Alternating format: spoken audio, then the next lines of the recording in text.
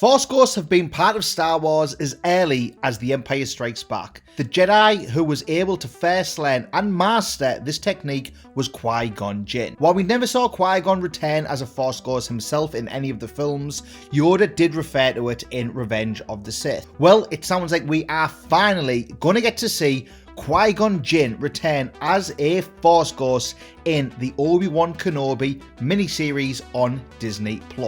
For me, this is huge news that I'm super excited for. And if we have any other Qui-Gon Jinn fanboys here, then go ahead and force put that like button and let me know down in the comments below if a Qui-Gon Jinn return as a Force Ghost is something you're looking forward to as I dive into the latest reports about Qui-Gon's return in today's video.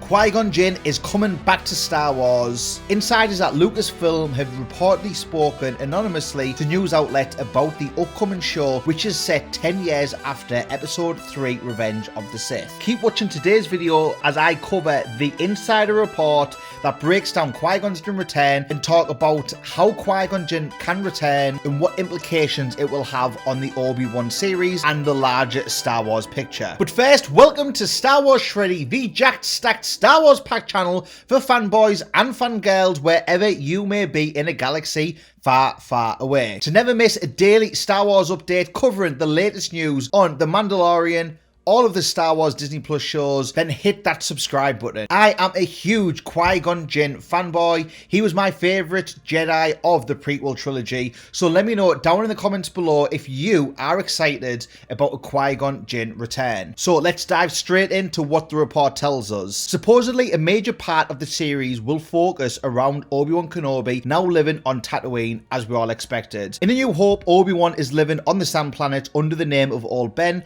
and the last time we saw Obi-Wan was in Revenge of the Sith, as he was handing Luke Skywalker over to his Aunt Beru and Uncle Owen. This miniseries is now going to follow Obi-Wan, who is blaming himself for Anakin's fall and the destruction of the Jedi Order. During Obi-Wan's darkest hours, Darth Vader is set to haunt the Jedi in the form of nightmares and PTSD flashbacks. As Darth Vader haunts Obi-Wan, the two will eventually battle in dream form, or possibly in a nexus of the dark side of the Force.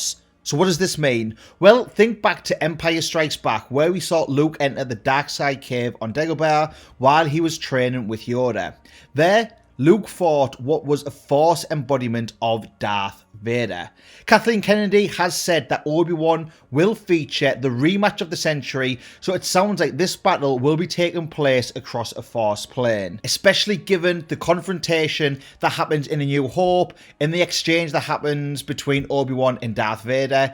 It sounds like the last time they saw each other was on Mustafar. According to the report, the dream ends by Obi-Wan Kenobi killing Vader, allowing him to realise what he did was necessary and allowing him to come to terms with what has happened to Anakin, and that Anakin's fall was part of the eventual fulfillment of the prophecy of the Chosen One. Remember what Yoda said in Revenge of the Sith? A prophecy misread it could have been. So it'll be interesting to see if that prophecy is explored a little bit further in the Obi-Wan series also. This insider news is also reporting that both Yoda and wait for it, Qui-Gon freaking Jinn will speak to Obi-Wan through the Force, just like we saw Obi-Wan communicate with Luke Skywalker and Yoda in Episode 5 and Episode 6. Both of these two mentor figures for Obi-Wan will be instructing him through his darkest times and give him the strength he needs. This falls in line and follows up with what Yoda revealed to Obi-Wan towards the end of Revenge of the Sith. And for those who don't remember, here's what Yoda said to Obi-Wan. "In your solitude training I have for you.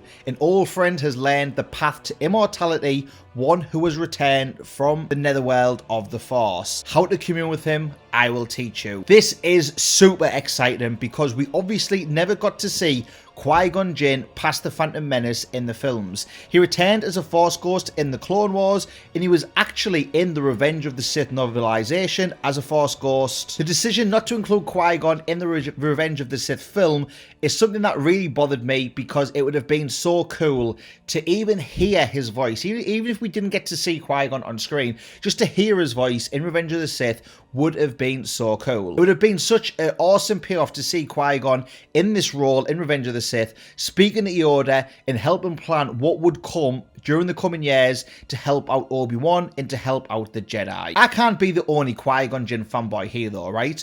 So I want you to scroll down to the comments and let me know if a Liam Neeson return reprising his role as Qui-Gon as a Force Ghost in the Obi-Wan Kenobi series is something that has you excited just like it has me excited.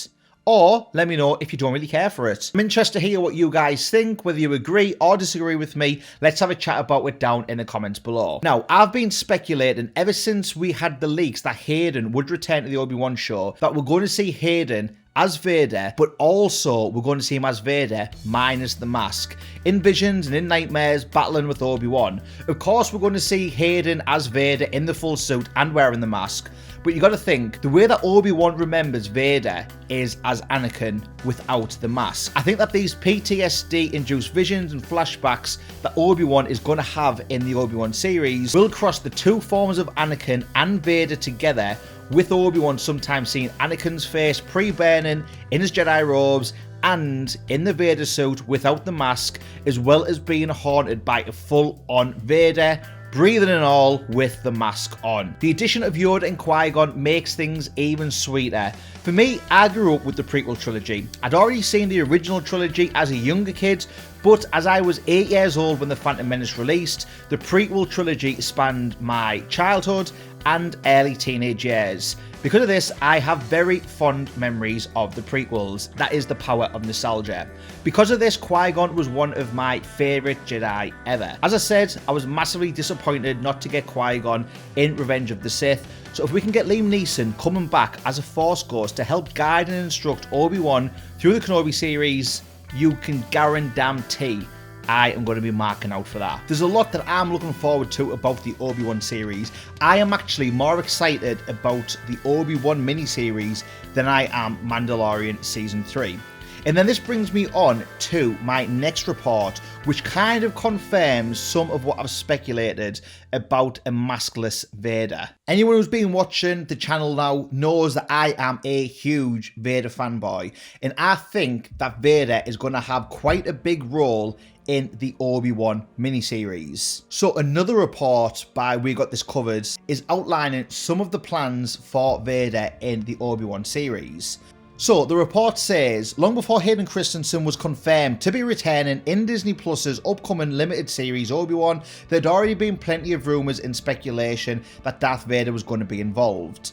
After all, Disney and Lucasfilm don't even need Christensen to have the most evil villain in the galaxy show up, especially when the majority of the characters' on-screen appearances have been accomplished by stuntmen and James Earl Jones in the recording booth. This is completely true. To have Darth Vader, you could literally have anybody under that suit, and there's been multiple people doing the voice for Darth Vader through games and through cartoon and animated series, so you could have a change up of voice there. You don't even need James Earl Jones anymore at this point to have Vader. So the fact that they are bringing back Hayden suggests that we are going to see Anakin. We're going to see his face, possibly see Vader without that mask on. There could be flashbacks going back through to the Clone Wars era and showing interaction between Anakin and Obi-Wan when they were master and apprentice. But I definitely think that what we're gearing up for is the Darth Vader suit with Hayden Christensen inside of it, but without that mask,